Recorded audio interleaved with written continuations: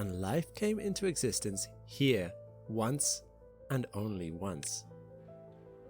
Upon reflection, this statement seems a little unlikely. It's no wonder then that through the ages, humanity has wondered at the idea of alien life beyond planet Earth. Do aliens exist? Where are they? Are they like us? Would we be able to find any common ground with them, or would they be completely alien to us? What if I could tell you that I knew the answer? Before you ask, no, I've not been read into any covert Men in Black government programs that have been hiding the truth from the general population. But neither are we simply reliant on our imaginations when it comes to alien life. There is much that science can tell us through discoveries and deductive reasoning, even though I assume most of us have never met an alien in the flesh. So, are we alone in the universe? It's time to find out. I'm Alex McColgan, and you're watching Astrum, and in today's Supercut, I'm going to share with you everything I know about alien life. Everything. Men in Black be damned. When it comes to searching for alien life out there, it pays to start with a very relevant question. What do we mean by life? Life on planet Earth comes in many shapes and sizes, from the tallest trees to the smallest microbes, from spindly insects to birds or fish or humans. Our planet is teeming with life. We generally understand what we mean when we say a living thing. We might define it by it moving around or by it growing. Generally speaking, scientists define life as any system that is capable of eating, metabolizing, excreting, breathing, moving, growing, reproducing, and responding to external stimuli. Essentially, they are aware of their surroundings in some way. They seek resources, they take those resources into themselves, and they use them to grow or create more of themselves. And then they get rid of any waste that's left over. Ew. Some forms of life are much more active than others, but even things like plants can move to face the sun, open their buds, or spread out their roots over time. So we look at these things and consider them living. Even on Earth though, there are some systems like viruses that push the boundary of what it means to be a living thing. Viruses are so simple that they lack the ability to reproduce by themselves or to metabolize. Instead, they get cells they infect to do that work for them. Are viruses alive? They certainly have proved devastating to other populations of living things, and we can definitely think of them that way. But it's a debate that still rages on in the scientific community. So, although there are certain qualities that are fairly universal for living things here on Earth, we must be careful about how we go about defining life. For instance, most living things on Earth make use of water to function. It carries important nutrients around our bodies and is so vital for all life on Earth that we consider the absence of water to be a serious red flag if another planet doesn't have it. But if an alien was somehow able to exist by pumping liquid methane through its body instead of water, would that stop it from being a living thing? Probably not. So let's keep an open mind, but roughly let's define life as those things that seek out resources, grow, and reproduce. Still, although it's good to keep our starting definition general, just in case, we can actually predict with some certainty what we expect to see when it comes to alien life. Scientists and science fiction writers throughout the ages may have imagined all manner of living things, from little grey men to sentient rock monsters, and even aliens made of pure energy. All of these are possible, even that last one, which may sound speculative, but renowned astrophysicist Neil deGrasse Tyson did say he wasn't opposed to the idea. But not all of these are equally likely. How do we know? It's all thanks to one simple principle. Form follows function.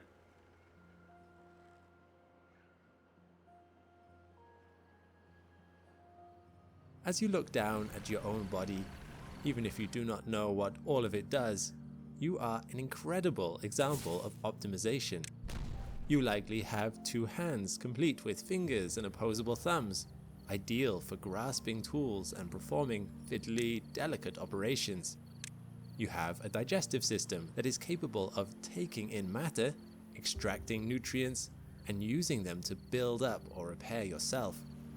You have legs for locomotion, a brain for thinking, a heart that will, on average, pump 2.5 billion times across your lifetime without breaking.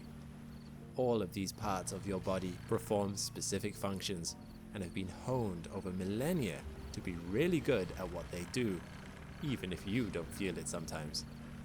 You are an example of form following function.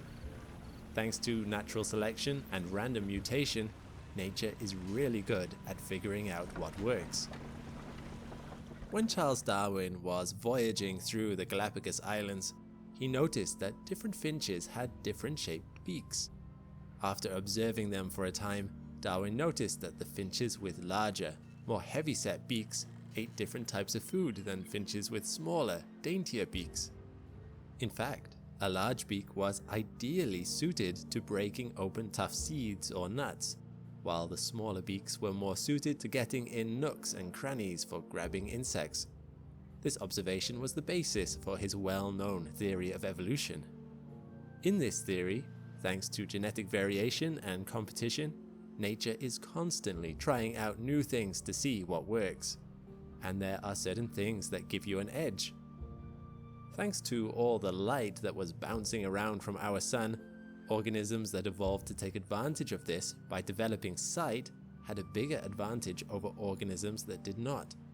They could find food better, or avoid predators, or generally navigate their environment. So useful is sight that nature did not just come up with it once. We believe the eye evolved independently about 40 times over the course of life on Earth. 40 different species that previously could not see evolved eyes. This is called convergent evolution, and eyes are not the only example of it happening. Bats are not related to birds, and yet both developed wings to fly. And speaking of bats, both bats and dolphins independently evolved echolocation to help them see in environments where light was not so plentiful. Photosynthesis has arisen dozens of times. Koalas have almost identical fingerprints to humans. This happens because there are some selective pressures that are simply universal. Everything that lives needs to gain nutrients, grow, and reproduce. And as a result, like a plant bending its roots around rocks to find softer soil, nature is good at figuring out the best way of getting what it needs. Because of the prevalence of light, eyes are just a good idea. And when something works, nature sometimes comes up with it more than once. This means that on planets that are similar to our own, it's entirely possible that evolution would end up going a similar way. Although hypothetical aliens on other planets might not look exactly like us, they might look surprisingly similar. I always thought that it looked silly that so many aliens in sci-fi films were humanoid, but perhaps this is more than just a way of easing pressure on the film's costume department. Convergent evolution says this might actually happen. If it worked for us, maybe it just works generally. Any alien that made it to the stars would need to have the ability to work tools. So, fingers or something similar would be a likely addition to an alien race. Large heads filled with complex brains for analysis and problem solving would also be a benefit. The human brain is the most complex of any animals on Earth, with 86 billion neurons. It's not so unreasonable that aliens would be the same. Thanks to our brains, it became less important to keep ourselves warm with fur, as we could craft clothes for ourselves, so aliens may not be hairy or thick-skinned if they are intelligent. Of course, this kind of logic might not carry all the way, because life might not arise on a planet that's exactly the same as ours. If there are different selective pressures, different adaptations might occur. For instance, on a planet with low gravity, plants and animals would be able to grow much taller than on Earth. there would be less energy costs to lifting nutrients up through their bodies or pumping blood around if aliens use those kind of systems. While conversely, on a planet with very high gravity, you'd likely see stockier, shorter, heavier built aliens. Their bones would need to be denser to support them in heavier gravity, or possibly they would be aquatic, as gravity is less of a problem in water. On a planet that is further out from its star than ours, there would be less light, so an alien's eyes might be bigger. Or maybe aliens on such planets would rely on things like echolocation to see what is around them. On planets with elliptical orbits, seasonal temperatures would vary much more wildly. Perhaps on such planets you'd see an increase in the ability to hibernate, or even come back from near death, such as tardigrades, and their incredible ability to return to animation after being in the harshest of environments like the depths of space. Temperature can also affect size, such as in the depths of our oceans there occurs deep sea gigantism, as large bodies can more efficiently be kept warm, while in deserts, small animals have a larger mass to surface area ratio, allowing them to disperse heat more effectively. On a planet with fewer magnetic fields, more bombarded by cosmic radiation, perhaps life would have shorter lifespans, in much the same way as around the heavily irradiated Chernobyl nuclear power plant. Dogs and other short-lived organisms thrive, while longer-lived humans suffer. In each case, form follows function. Life will adapt to suit the conditions it finds itself in. Extremophiles are life forms that are able to live in very hostile environments. There are lots of different kinds of extremophiles that are well adapted to different kinds of extreme conditions, like very high or very low temperatures, pressures, dryness, radiation, salinity, acidity, and heavy metals, or any combination of those extreme conditions. These organisms span the globe, inhabiting the harshest parts of our world, from sulfuric hot springs in Japan to the Atacama Desert in Chile, to sewage treatment plants in Germany, and even a hypersaline deep lake in Antarctica. What makes extremophiles so interesting is their unique biology. As you can imagine, living in such extreme conditions forces you to get creative. Extremophiles' biochemistry and physiology are often modified in very clever ways to help them adapt to their harsh environments, and this makes them an astrobiological gold mine. Many extremophile habitats on Earth are surprisingly similar to conditions on other planetary bodies. These regions on Earth are called analogues, and they can teach us a lot about where we might find life beyond our home planet. For example, the Atacama Desert in South America is a very arid environment with high salinity, high UV radiation levels, and oxidizing soil, making it quite similar to Mars. In fact, we've been studying it as an analog to Mars for years. Life has been found across the Atacama Desert, but its presence is highly patchy. In a way, this is good news. It helps scientists identify the exact factors that cause life to appear where it does, and therefore, where we might have the best chance to find it on Mars. Certain species of HOLLiiWOOD are also being studied as exciting astrobiological models. Specifically, Halobacterium NRC1 and Halobacterium lacus profundi.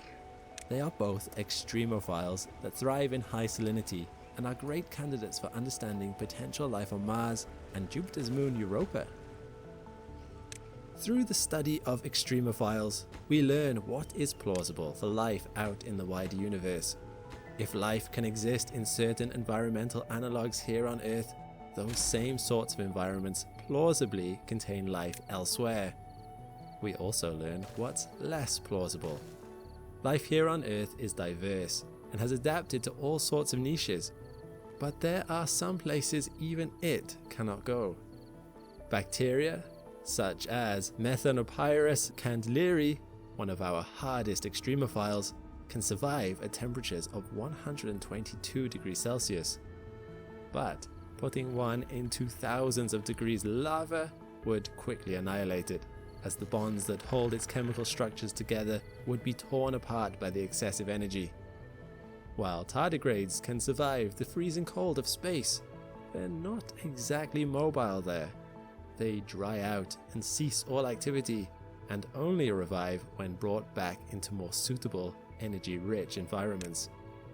So, if not all environments are equally likely to foster life, what sorts of conditions are the most likely for enabling a fledgling alien race to begin and thrive? And what conditions might put an end to an alien evolutionary tree before it even had a chance to start?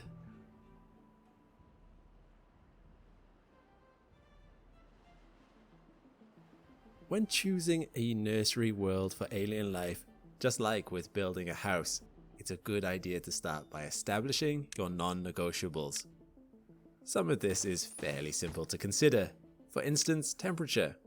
You want a nice, temperate climate, somewhere that's not too warm and not too cold. Given that temperature drops the further you are from the sun, every planetary system has a sweet spot where the temperature of a planet is likely just right. Not too hot and not too cold, similar to Goldilocks and her bowls of stolen porridge. As a rough rule of thumb, if a planet is set at the right distance from a star, it may well have a suitable temperature for aliens to set up shop. Of course, this is in no way a guarantee.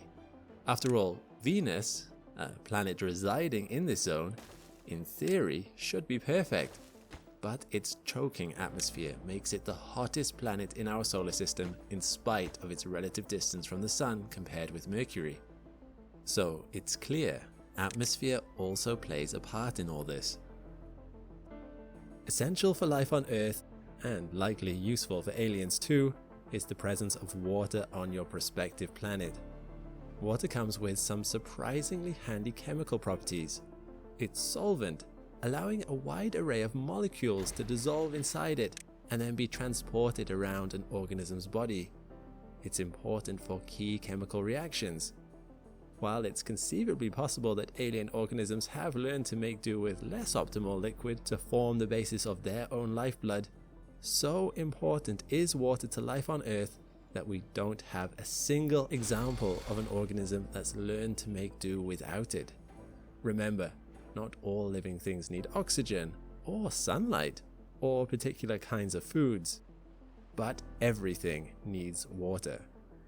And in all of evolutionary history, when organisms adapted themselves into every niche imaginable, not a single one figured out how to do without it.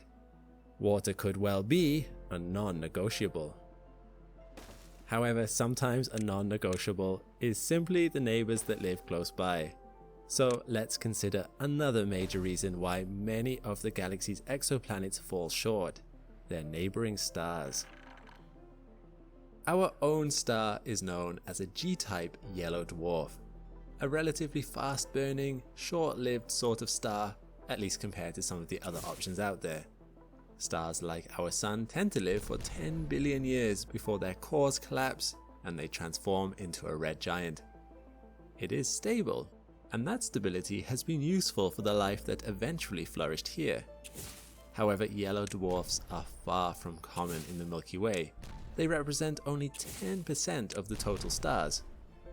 Far more common in occurrence are the long-lived red dwarfs, which make up 75% of the stars in our galaxy and can live for around 14 trillion years, longer than our universe has existed, which means we've never seen one die, so to speak. And unfortunately for the planets orbiting them, red dwarfs come with numerous drawbacks. For starters, red dwarfs have a much closer Goldilocks zone compared to their yellow cousins. They burn less brightly, with luminosities between 10% and a measly 0.0125% that of our suns. So unless aliens live on a world shrouded in perpetual night, which sounds cold and depressing to me and will make getting energy from sunlight a bit of a challenge, an alien world would probably need to be a lot nearer to its red dwarf to compensate. This wouldn't be in and of itself a problem if it weren't for the second characteristic of red dwarfs that make them very unpleasant neighbors: their instability. Our sun is the main source of our space weather. It shoots out a frequent stream of solar winds, flares, and coronal mass ejections.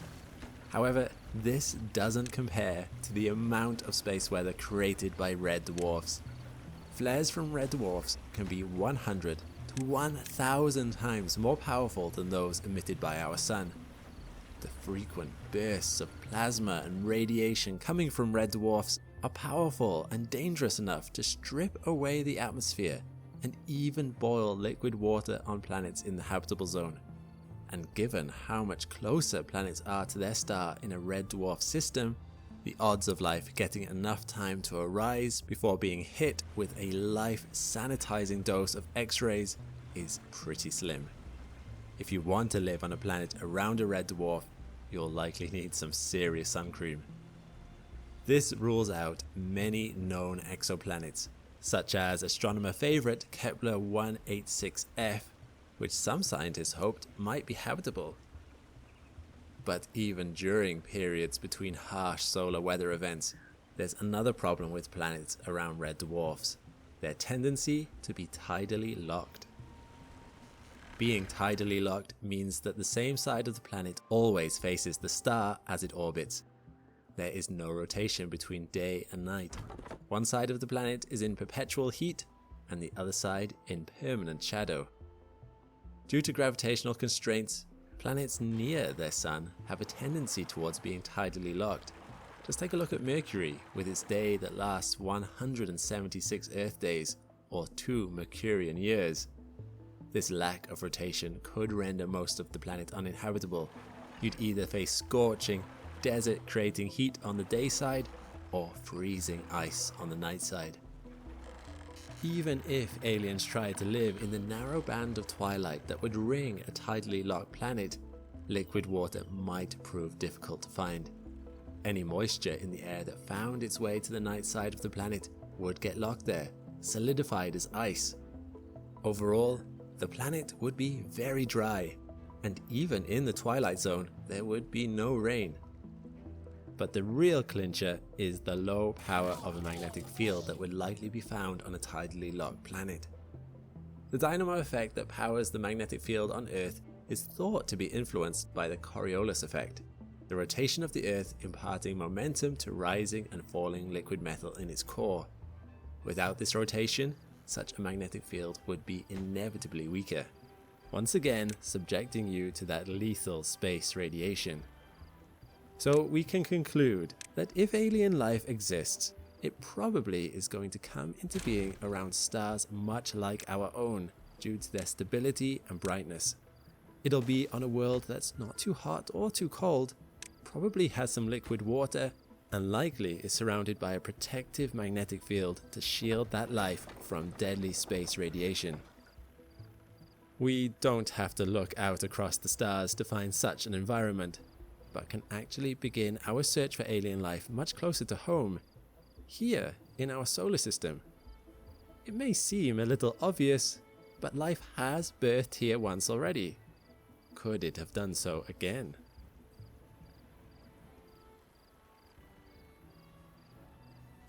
Well, not everywhere here is hospitable. Mercury does not tick many boxes in regards to what would be needed for life to form. It has a very tenuous atmosphere and is far too close to the sun. This combination means that temperatures on the day side rise to over 400 degrees Celsius and the night side can drop as low as minus 170 degrees Celsius. It has been discovered that Mercury was geologically active in the past, but the last eruption was thought to be 1 billion years ago. Many extinction events would have happened during Mercury's history that would most likely have prevented life from getting anywhere. There is water ice to be found in the permanently dark craters around the planet's poles, but we theorize that only liquid water can support life. Mercury seems to be a dead, inactive, and sterile planet. The next place to visit is Venus. Venus does have a rather substantial atmosphere, but the problem is that it still isn't quite far enough away from the sun to be in the Goldilocks zone, although it's kind of right on the border of it. On Venus's surface, it is even hotter than Mercury, well over 400 degrees Celsius all over the planet.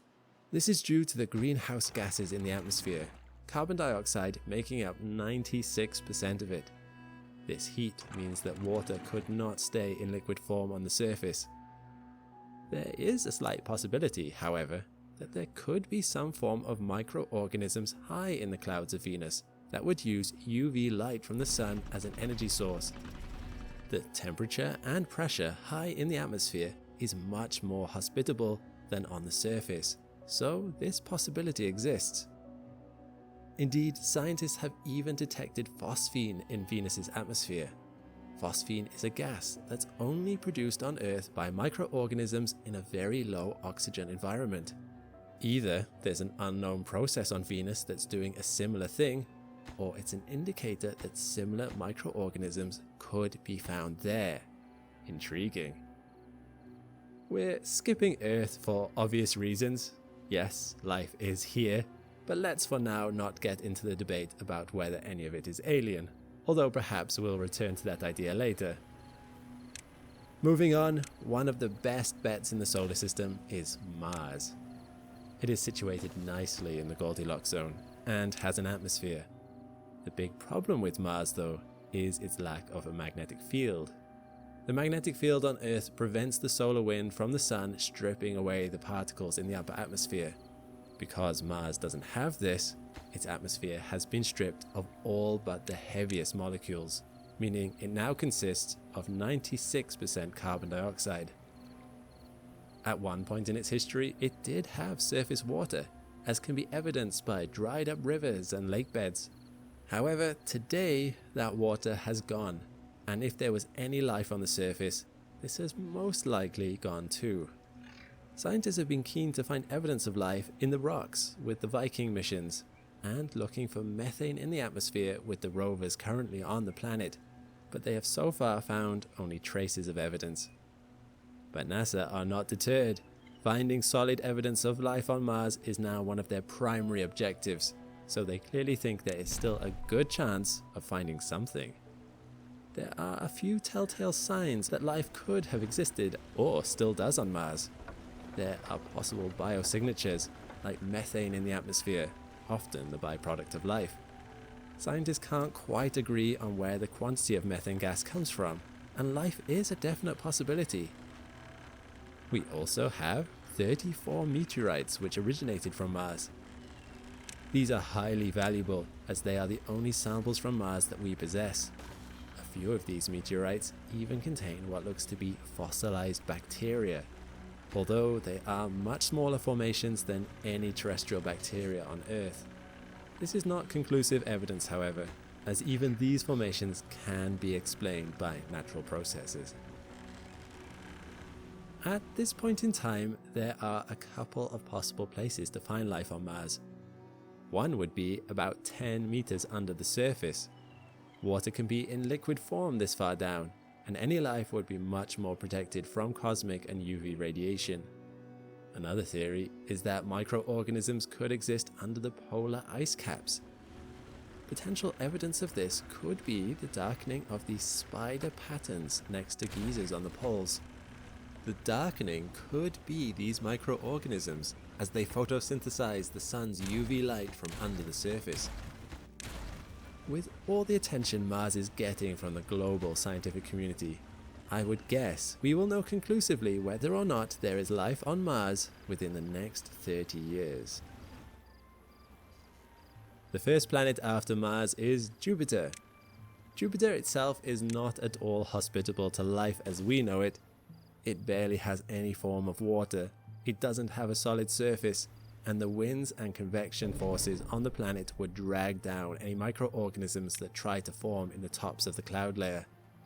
The deeper you go into Jupiter, the more pressure and heat increases. The chances are very slim that life could exist here in these extremes. However, Jupiter has some moons where the conditions are much better. The biggest of Jupiter's moons, called the Galilean moons, are big enough to have differentiated interiors. Smaller moons and asteroids tend to just be the same throughout, like a rock, However, bigger moons will often have layers and cores. The second of Jupiter's Galilean moons, Europa, is actually one of the most likely places to find life in the whole solar system, but not on its surface. The crust of Europa looks extremely unusual with all these fault lines running all over. The crust is actually made of water ice, and beneath this ice sheet is believed to be a liquid water ocean that spans the entire moon. Evidence of this can be seen through the rotation of the crust, which is thought to have moved by up to 80 degrees. Very unlikely to have happened if the crust and core were solidly attached. Another piece of evidence is something that's only just been confirmed in the old Galileo spacecraft data. Galileo actually detected water plumes or geysers shooting water far into space when it passed by the moon very closely. In 2016, the Hubble team suspected they might have imaged water plumes shooting 200 kilometers into space, and this rediscovered Galileo data has confirmed it. NASA considers the prospect of life here so intriguing, there will be a dedicated Europa Clipper mission to be launched in October 2024. The Europa Clipper will orbit Europa, passing through the water plumes, sampling the water that is ejected.